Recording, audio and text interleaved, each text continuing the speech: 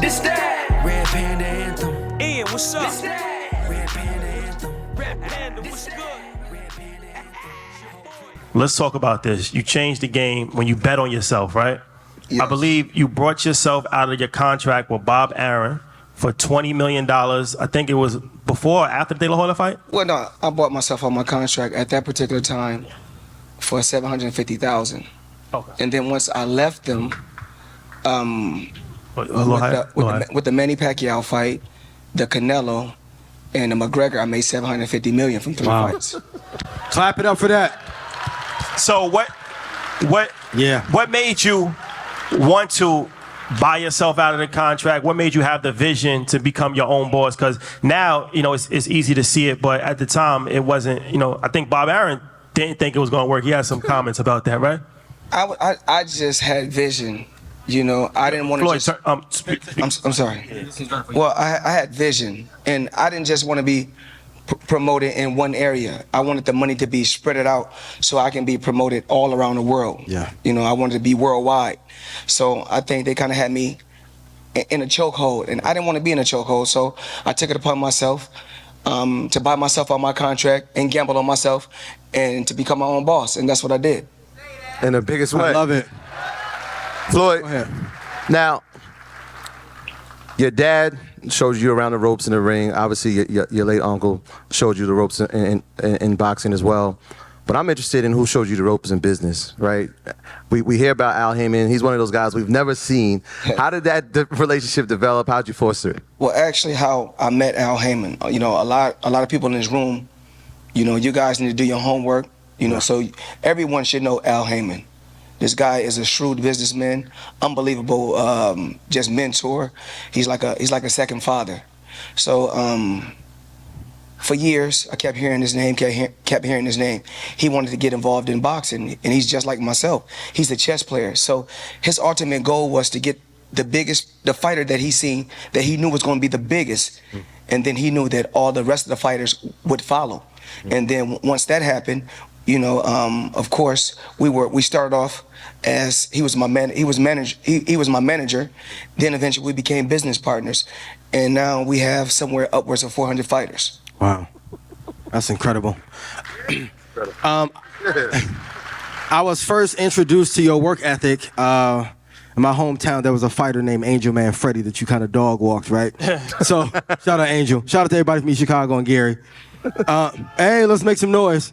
But I've always wanted to ask you this question because I talk to everyone here about mastering their craft and being consistent. Yes. In your prime, give me the honest answer, brother. How many hours a day were you working on your craft to be the best in the world? I can't really say.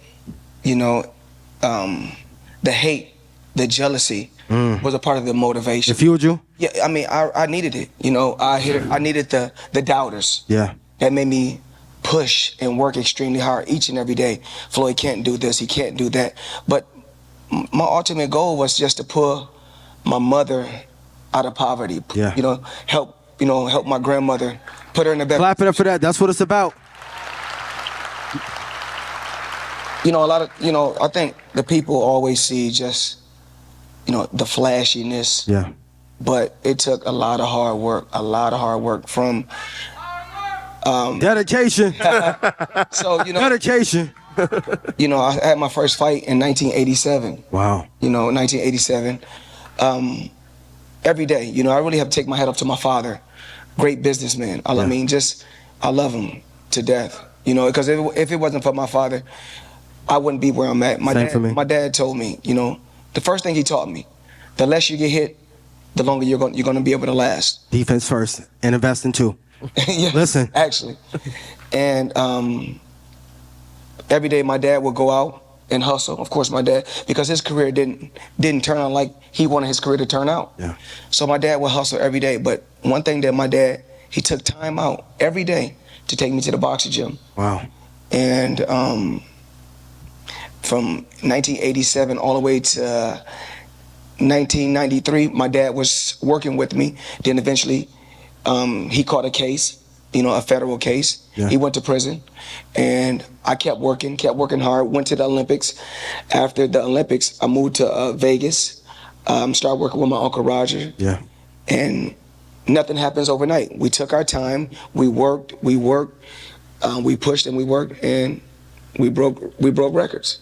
Listen, they saw you running 2 years ago. Well, I'm gonna tell them a story. So this is extremely important. I want to talk about discipline and work ethic because that's true in anything you do, right? No matter what, you have to be disciplined and work ethic. And I don't feel anybody is born disciplined. You learn discipline. And the crazy thing is, the first time I ever saw you was like 3 years ago. I was in Miami, and I was driving. It was probably like 12 o'clock at night, and we was coming from a restaurant, and I was driving back to Fountain Blue to get changed to go out to the club. Literally, this is just a random Friday, 12 o'clock at night.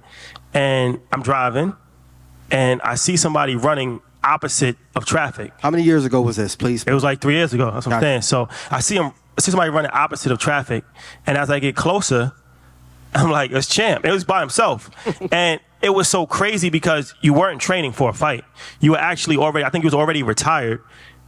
But it's like you're running up hundreds of millions of dollars, 50-0, not training for a fight, and you're still running at 12 o'clock at night randomly in Miami. So it's like, talk about that level of discipline and commitment, because they see the jewelry, they see the chain, they see the lifestyle, but I don't think that they understand the commitment that you've put in for your whole entire life.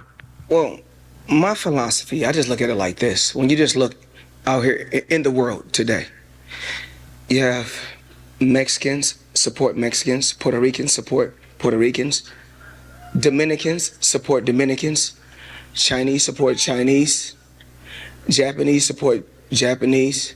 But when it comes to blacks, we tear each other down. Yeah. And so my philosophy has been never stop getting it. So when you look at Bill Gates, you look at Warren Buffett, you look at these guys, and you see these guys, they can be in their 70s, 80s, and you can look at the Waltons family that own, Walmart and Walgreens. They can continue to make money when they're 80, 90.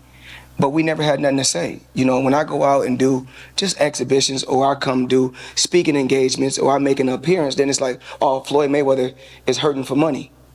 No, it's just that retirement for everyone, for each and every one of us, is different. My retirement is to do what I want to do. Yes. As long as I'm happy. Clap it up for that. And I don't always talk about different things that I'm doing. What I'm working on right now in New York City, I know you guys, if you guys haven't seen one of my buildings, is One Summit. Yes. It's one of the tallest commercial buildings in the world. So just in New York alone, I got 9 skyscrapers. Yeah. What's the address of that building? I don't know that one by heart. So what I'm working on, I want you guys to know this. I got a casino coming to New York City in Times Square. Wow. You're part of that, yeah. Clap it up for that. That's incredible. Yeah. Big. That's big. That's huge. I just saw that, Caesars. Yes, I got a casino. SL Green is a company that I've been working with for so many years. And Andrew Mathias, great business guy. This is what he told me one day. We took a walk. We was in New York. We was taking a walk. He said, you see that building right there? He said, yeah. We said, we own that. You see this building? We own it. So we was walking and walking. Then he said, a boxer makes money when he boxing. A football player makes money when he playing football. Basketball player makes money when he playing basketball. He said, but New York real estate, you make money when you sleep. Mm-hmm. So Yes. That's a bar. That's a big one. So I said, okay. So I started off something small with him in the beginning. I started off probably $5 million. That was just in the beginning. That was years ago. Something small. Yeah.